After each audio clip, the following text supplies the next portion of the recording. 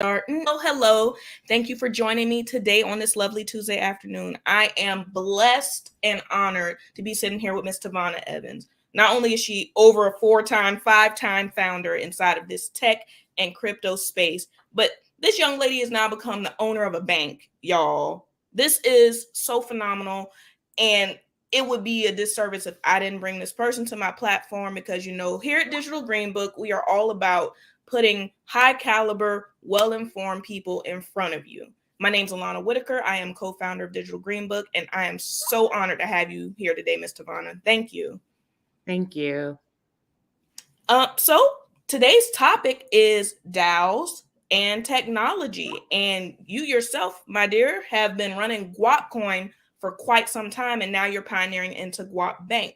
So I sort of want to touch on what made you want to start a DAO in the first place.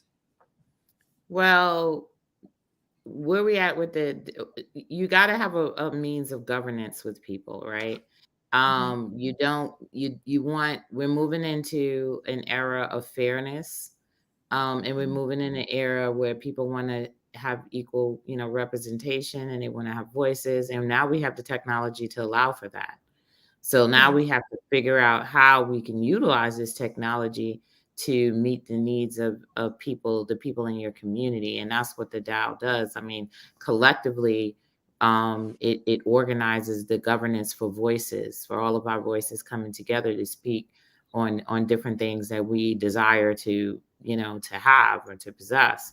And governing the collective, that's a really, really, really important thing for us right now, because, the collective is right now in a position where they can invest, they can, come together and push, all types of agendas or missions or, all of these things forward.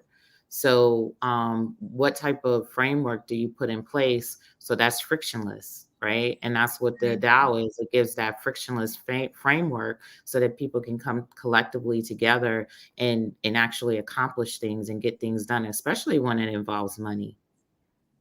Before you set out to make your own DAO, had you participated in DAOs before? No, I just very well familiar with them in the process, but no, I hadn't participated in DAOs. It was always, I'm very sheltered in terms of, and the reason being is because I'm always working, so I'm the lead technology in these projects. So, people don't understand, like, I'm like laser focused on the purpose. So I don't have as much time to be involved, even though I have like countless associations with these, individuals, but I don't have as much time as I would love to be involved in other projects. Well, that's totally understandable. Right before we started going live, we were touching on some of all the intricacies that are necessary to have a robust community, which is basically what a DAO is, a decentralized autonomous organization. That's a collective of people coming together who believe in an idea or a project. And once they are members of that society and they're participating, they fund it to some degree, they have voting capabilities inside of that organization. So, what are some of the things that you're finding that in this robust community that you're building out that you still need? What do you need from the community that could help you propel your vision even further? I think we need knowledgeable tech, knowledgeable people who are knowledgeable in that space. And unfortunately, this is, yes, a very still new space. And we don't have as much knowledgeable talent. We in these specific things. We have people that are, they kind of dibble and dabble in this, but really, I think with these things, you really had to have thrown yourself into the process to really see how it works. It's like, everything to do with blockchain. To me, it's more like a on the job type thing. You got to get in there and you got to get dirty, and that's where you really learn this stuff. So it's not like, so some people think, well, I need to go to school and learn this, and I need to go to school and learn that. And that's not how these projects are. People, like you said, you asked me about being in a project. People get involved in a project and they typically learn through the project, They may have some basic technical skills even, or they may have some better technical skills, but they learn by doing. And you got to be fearless. You can't be afraid to break things, because all technology is one big old bug. I tell people that all the time. So you got to be fearless, and you got to be willing to, like, sometimes when it's a new project, you might be up all night, like I am, quite frankly, all the time. You might The be up all passion night. project. Yeah, Yeah. it has to be a passion. But the thing I think that crypto showed us is that the passion could be worth it. Like, there's a value to passion in crypto, so Right. it's like, it's not like you're working for naught. Literally, you're working for the success of a project, and at the end of the day, it could pay very well. Just by being successful to some degree. But I think at one point it takes a great degree of faith in a project to, really decide that you're going to devote and dedicate yourself and open yourself up to the fact that maybe, yeah, I don't know anything about this and that and the third, but I'm going to learn. You got to Yeah. be willing to learn. I'm still willing to learn. I might be a seasoned veteran technologist and all of that, but I'm always ready to learn something new in tech.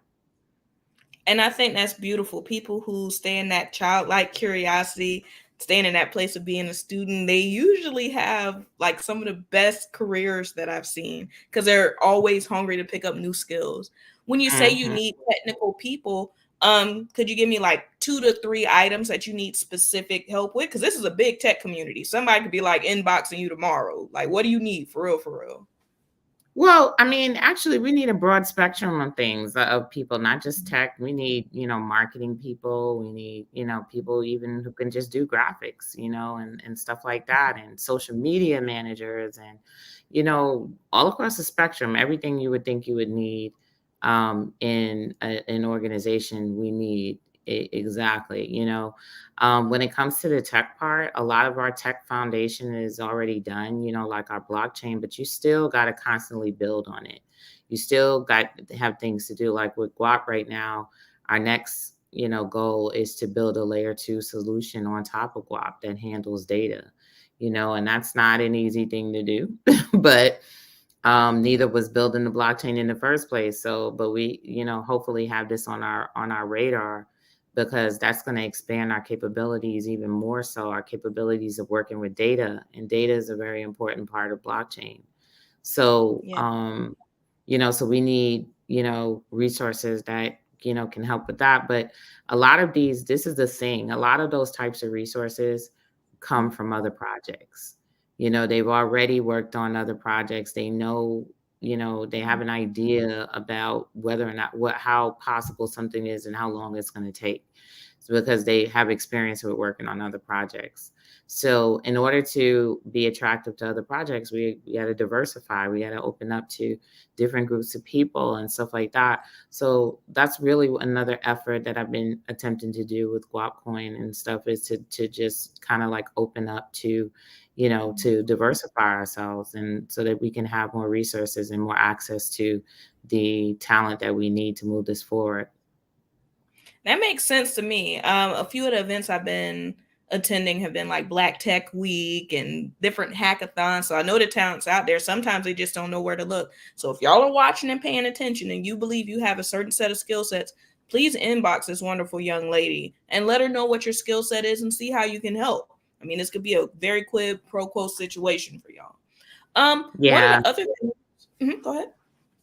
No, I was gonna say, yeah, with decentralized projects, it could be difficult. Like with my bank, no problem. I have teams and stuff, because that's commercial endeavors. Everybody wants to be involved in commercial endeavors.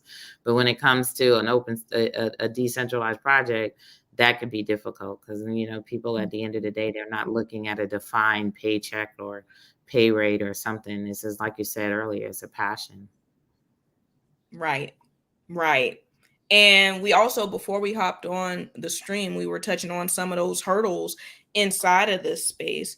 Yourself, could you touch a little bit on your technical background? Like, how are you involved in the tech space at large? Well, because I've been involved in startups forever. I do pretty much everything from A to Z. I do development. I even do marketing. I even do design if I have to. I do UI UX if I have to. Whatever I have to step in and do, I do. But right now I'm more about leading teams and being productive in that manner. But yeah, I have an engineering background, software development background, full stack, everything. And that's so So impressive. Like the bulk of my audience is young women, and when I go to these tech conferences, a lot of them are much more emboldened in the last 5 years to look at different tech careers. But when I meet someone like yourself that has such a beautiful, robust resume, it's like that could be me too. Like it's inspiring to want to pick up those coding language skills and design skills. And so you really are an inspiration to a lot of people watching, myself included. Um, thank you. Thank you. One of the last things that I really want to touch on is GuapBanc. There was a post that you put up recently. I'm going to briefly share my screen. There we go. Boop. So I saw this awesome post that you made on LinkedIn. Let me close my messaging right quick. You were doing an open call for founding members. Could you touch a little bit on that? So we're doing a pre-seed round that involves founding members. So essentially we are assembling anywhere between 200 and 300 individuals that we want to feature as founding members in the project. So we will have a founding members page dedicated to them and their name. So I guess you can, flex to all your friends and stuff, say, hey, I'm a founder member of a bank and there's my name on the bank.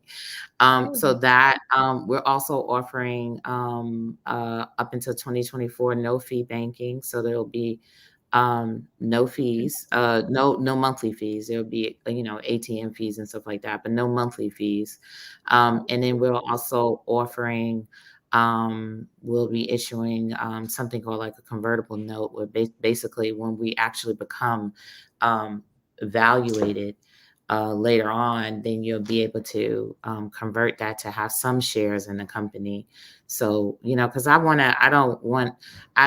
I'm thinking about something like that and people like seeding our efforts, I want them to be able to have a piece of this, even if it's a small piece. So whatever the equivalent is, because it's $250. So whatever the equivalent at that time when we convert over, then you'll be able to get some shares and some stocks in the company. That's so amazing. Y'all, this is such a phenomenal young woman. If you haven't, reach out and connect on LinkedIn. I believe she's doing amazing things inside of this space, creating these community efforts, running a DAO, offering jobs to people in tech looking to help build out something that's larger than us, larger than everything. So please, please, please plug in. Thank you so much, Ms. Tavonia, for being here today. I really appreciate you spending some time with me. Thank you so Have a much. great one. Thank you.